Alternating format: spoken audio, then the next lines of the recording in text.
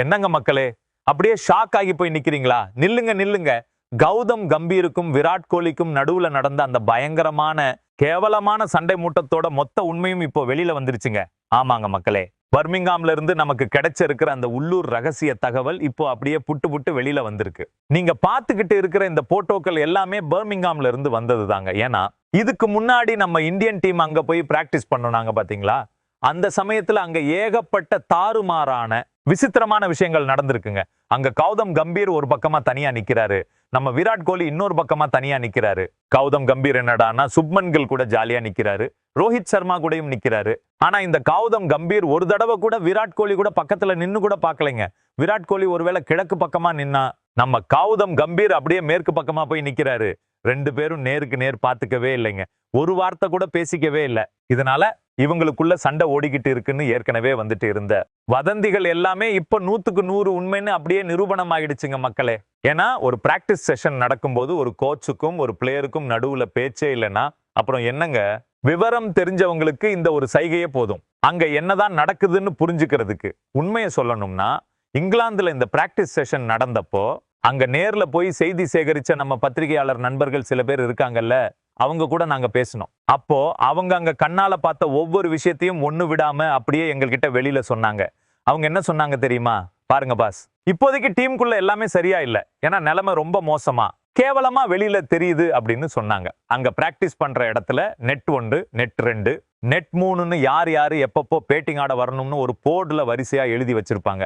அதுல விராட் கோலி தான் முதல்ல பேட்டிங் ஆட போறாரு. அதே மாதிரி விராட் கோலி போய் முதல்ல பேட்டிங்கும் ஆடுறாரு. அதுக்கப்புறம் பேட்டிங் முடிச்சிட்டு விராட் கோலி வெளியில வந்துடுறாரு.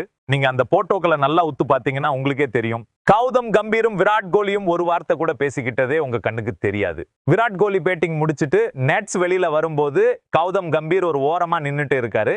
ஆனா விராட் கோலி அவரை நிமிந்து கூட பார்க்கலங்க. அப்படியே நேரா போய் தன்னோட கிட் பேக் எடுத்து பேக் பண்ற வேலையில ரொம்ப பிஸியா ஆகிடுறாரு. இதனால கௌதம் கம்பீருக்கும் விராட் கோலிக்கும் நடுவுல ஒரு சதவீதமாவது பேச்சுவார்த்தை நடந்துச்சான்னு கேட்டா கண்டிப்பா இல்லவே இல்லைங்க. அதனாலதான் நாங்க அடிச்சு சொல்றோம், அங்க எதுவுமே சரியா போகலன்னு.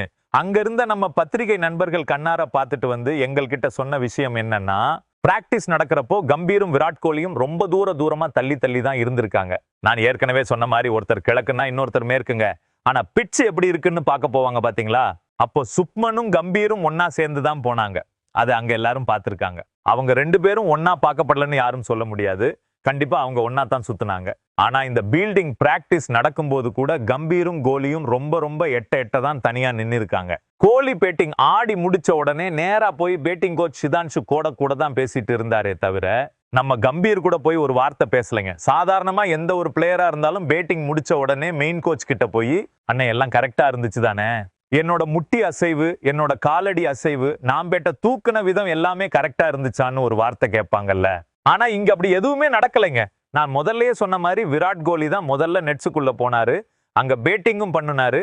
ஆனா சாம்பியன்ஸ் டிராபி முடிஞ்சதுல இருந்தே இந்த விராட் கோலிக்கும் கம்பீருக்கும் நடுவுல பேச்சே கிடையாதுங்க. சுத்தமா நின்னு போச்சு. அதுக்கப்புறம் நீங்க அவங்க ரெண்டு பேரும் ஒன்னா இருக்கிற மாதிரி எந்த ஒரு போட்டோவையும் பார்த்திருக்க முடியாது, எந்த ஒரு கொண்டாட்டத்தையும் பார்த்திருக்க முடியாது. ஏன்னா அவங்களுக்குள்ள பேச்சே ஓடலைங்க. ஆனா அதே பிராக்டிஸ் நடக்கிறப்போ ரோஹித்தும் கம்பீரும் நல்லா பேசிட்டு தான் இருந்தாங்க. அதை எல்லாரும் பார்த்தாங்க. அதுக்கான போட்டோக்களும் வெளியில வந்திருக்கு. மொத்தத்துல பர்மிங்ஹாம்ல நடந்த பிராக்டிஸ் செஷன்ல விராட்டும் கம்பீரும் தனித்தனி துருவங்களா தான் தெரிஞ்சிருக்காங்க. சரி, அப்படி என்னதான் பிரச்சனை இவங்க ரெண்டு பேருக்கும் நடுவுல? உண்மையை சொல்லணும்னா இந்த விராட் கோலியும் ரோஹித் சர்மாவும் இந்தியன் டீமோட மிகப்பெரிய ஸ்டார் பிளேயர்ஸ். ஆனா கௌதம் கம்பீர் கோச்சா வந்த புதுசுல இருந்தே என்ன சொல்லிட்டே இருக்காருன்னா, இந்த ஸ்டார் கல்ச்சர் அப்படிங்கிற கலாச்சாரம் நம்ம இந்தியன் டீமுக்குள்ள இருக்கவே கூடாதுன்னு சொல்லிட்டு வர்றாரு. இப்போ இவங்க ரெண்டு பேருமே டெஸ்ட் போட்டியையும் விட்டுட்டாங்க, T20 போட்டிகளை ஏற்கனவே விட்டுட்டாங்க.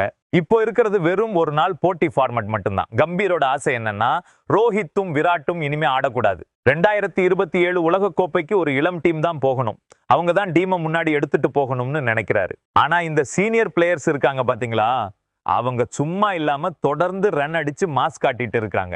ஒருத்தர் ஆஸ்திரேலியாவுல போய் ரன் குவிக்கிறாரு, இன்னொருத்தர் இந்தியாவுல ரன் குவிக்கிறாரு. இதனாலதான் இவங்களுக்குள்ள இந்த பஞ்சாயத்து ஓடிக்கிட்டு இருக்கு. ஆனா இந்த சீக்குக்கும் கம்பீருக்கும் நடுவுல இருக்கிற இந்த ஈகோ சண்டை இருக்கு பாத்தீங்களா, அது இன்னைக்கு நேத்திக்கு வந்தது இல்லைங்க. IPL போட்டிகள்ல இவங்க ரெண்டு பேரும் எவ்வளவு கேவலமா அடிச்சுக்கிட்டாங்கன்னு நம்ம கண்ணால நிறைய தடவை பார்த்திருக்கோம். அதுக்கப்புறம் கம்பீர் கோச்சா வந்த உடனே இவங்க 2 பேரும் பேசிட்டு தான் இருந்தாங்க. ஆனா இப்ப மறுபடியும் இவங்களுக்குள்ள ஏதோ பெரிய மனஸ்தாபம் வெடிச்சிருக்கு. அதனாலதான் இப்ப பர்மிங்ஹாம்ல இவங்க 2 பேருக்கும் நடுவுல மொத்தமா பேச்சே இல்லாம போயிருக்கு. அங்க இருக்கிற பிராக்டிஸ் போட்டோக்கள் எல்லாமே இதத்தான் நமக்கு பளிச்சுன்னு காட்டுது. ஒருவேளை அவங்க தங்கி இருக்கிற ஹோட்டல் ரூம்லயோ இல்ல டீம் பஸ்லயோ இல்ல ட்ரெஸ்ஸிங் ரூம்குள்ளயோ பேசிக்கிட்டாங்களான்னு கேட்டா அதை பத்தி நம்மளால எதுவும் உறுதியா சொல்ல முடியாதுங்க மக்களே. ஆனா பிராக்டிஸ் செஷன்ல என்ன நடந்துச்சுன்னு அங்க இருந்த ரிப்போர்ட்டர்ஸ் கிட்ட நாங்க பேசினப்போ அவங்க சொன்ன ஒரே விஷயம் என்னன்னா, அன்னை அங்க 2 பேருக்கும் நடுவுல பேச்சே கிடையாதுன்னு. விராட் கோலி அவரோட பிராக்டிஸ முடிச்சிட்டு பாட்டுக்கு கிளம்பி போயிட்டே இருந்தாரு. அவரோட பிராக்டிஸ அவரும் கம்பீரோட பிராக்டிஸ கம்பீரும் தான் பாத்துக்கிட்டாங்க. கம்பீர் என்னடான்னா கில் கூடயும் ரோஹித் கூடயும் எல்லார் கூடயும் பேசிட்டு இருந்தாரு. ஆனா விராட்க்கும் கம்பீருக்கும் நடுவுல மட்டும்தான் பேச்சுவார்த்தையே இல்ல அப்படின்னு அடிச்சு சொல்றாங்க.